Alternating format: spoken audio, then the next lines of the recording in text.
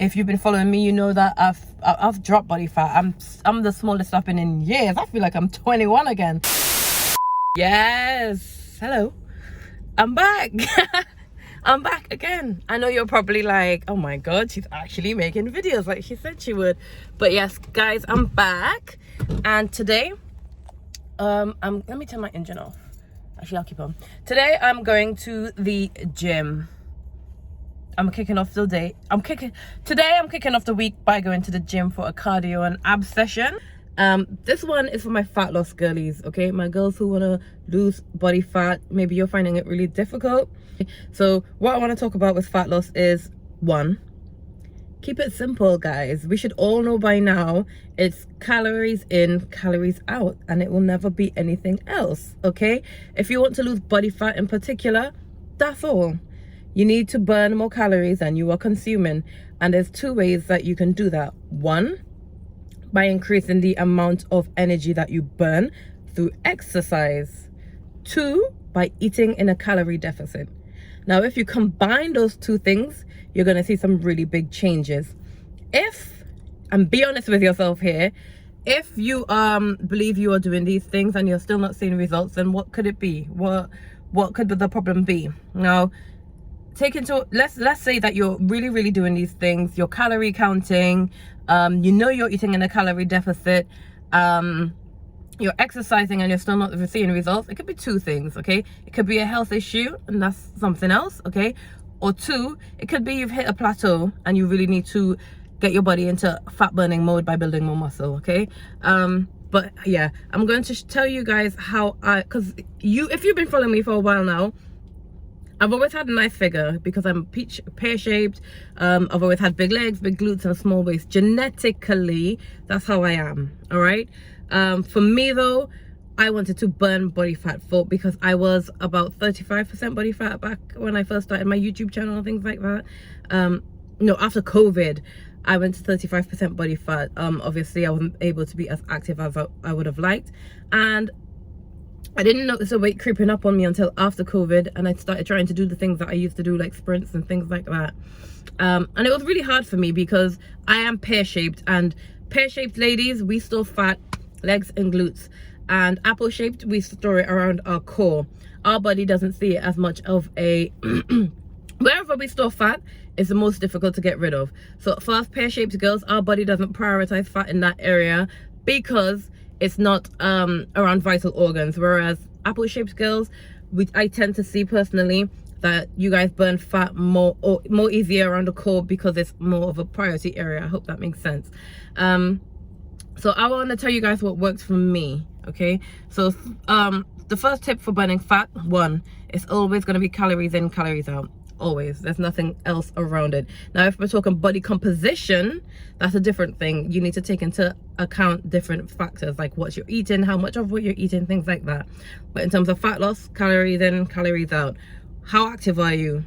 Can you be more active? Are you actually eating the things you should be eating? Are you eating in a calorie deficit? Things like that, okay?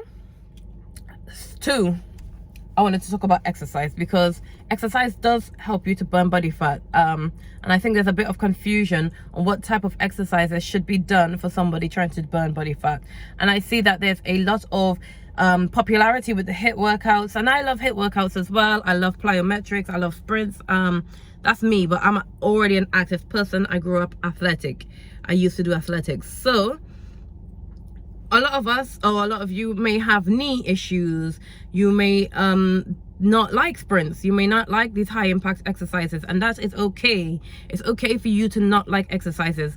What's not okay is you doing an exercise that you don't enjoy, because that's going to lead to you not being consistent in the gym. You're not going to keep doing something you don't enjoy. So it's really important that you find workouts that work for you. And I'm here to tell you that one of the best exercises for fat loss is walking. Walking at a pace where it's challenging, but you can do it for a steady, long period of time, has really worked for me to shred the fat.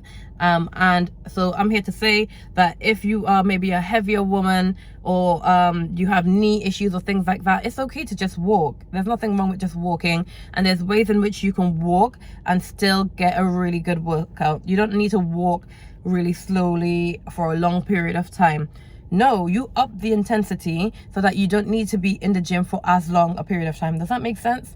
So instead of going for a 2-hour walk on the treadmill, you could just walk faster, do things that are going to help you to burn the body fat without spending hours in the gym. Okay, and walking, you can do that. There's ways to increase the intensity of a walk. So I'm going to show you guys what I do, or what I've been doing for the past couple months. If you've been following me, you know that I've dropped body fat. I'm the smallest I've been in years. I feel like I'm 21 again. So I'm going to show you guys what I've been doing. Let's get into the gym. All right, guys, so the following is one, me feeling myself because I've worked so hard to get where I am. So I'm flexing my gains. Look at my shoulders. Look how lean I look. I'm mainly just showing you guys that I've dropped so much body fat. I want to show you guys how much muscle mass I am still holding on to. This is the leanest I've been in years, and it's all from, of course, having a clean diet. But I've been walking, guys. I've been doing so much walking. If you follow me on Instagram, you'll see that last year I was doing 10,000 steps a day.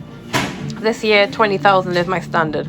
It's really been helping me to shred. So I'm just showing you guys what I'm saying works, because I'm a walking, you know, what do you call it, I'm a walking advert for it. I'm a walking advert that walking works. But before I get into the walking, I'm just going to do some dynamic stretching. So dynamic stretching is basically when you are doing a warm-up that is moving. So you're stretching, but it's where you're moving. At the same time, it's just going to help me get ready for my walk, because I will be walking for an hour. Now, I completely understand and respect that we all don't have an hour to walk. I understand that, but it is Sunday.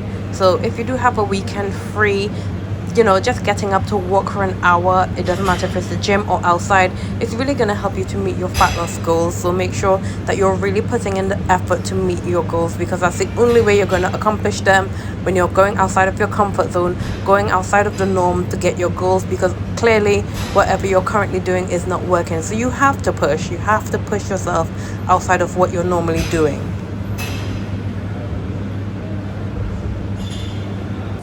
Okay, so let's get into the actual cardio.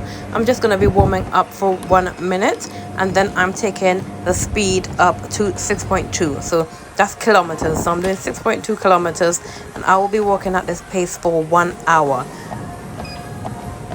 But what I'm also going to do, you see me turning up the incline. Every time it gets to 10 minutes, I'm going to take the incline up to the max, and I'm going to walk like that for 1 minute. So put the incline up to about 10 or 11, whatever is good for you. You walk like that for 1 minute, and once the minute is complete, you lower it back down to an incline of 0. That is really going to help you to get your heart rate up, and it's a really great way to increase the intensity of a workout without it being high impact, something like running or jogging. So if you have any knee issues, it's a really good way to take yourself to a different level of intensity. And as you can see just from that, I am sweating. I'm sweating from walking, guys.